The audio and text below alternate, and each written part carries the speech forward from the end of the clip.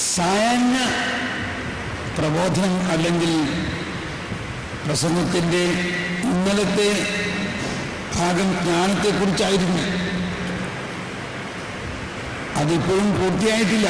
ഇന്ന് നമ്മൾ ആ ജ്ഞാനത്തെക്കുറിച്ച് പറയാൻ ശ്രമിച്ചെങ്കിലും അവിടുന്ന് മാറി മാറിപ്പോയില്ലേ? അതാണ്. അപ്പം അത് വളർച്ചയിലേക്കുള്ള ഒരു ക്ലാസ്സാണ്. നമുക്ക് ആ ജ്ഞാനത്തിൻ്റെ പുസ്തകത്തിൽ ഇന്നലെ നമ്മൾ പഠിച്ചു, പ്രഭാതത്തിൽ ഉണർന്ന് അവളെ തേടുന്നവർക്ക് പ്രയാസം കൂടാതെ അവളെ കണ്ടെത്താം. അവളിൽ ശ്രദ്ധ ഉറപ്പിക്കുന്നതാണ് വിവേകത്തിൻ്റെ ലക്ഷണം. അവളുടെ കാര്യത്തിൽ ജാഗരൂകരായിരിക്കുന്നവർ ദുഃഖവിമുക്തരാകും. ഇപ്പം എൻ്റെ അടുത്ത് ഇവിടെ പ്രാർത്ഥിക്കാൻ വരുന്ന പലരും പലതരത്തിലുള്ള ദുഃഖങ്ങളാണ്.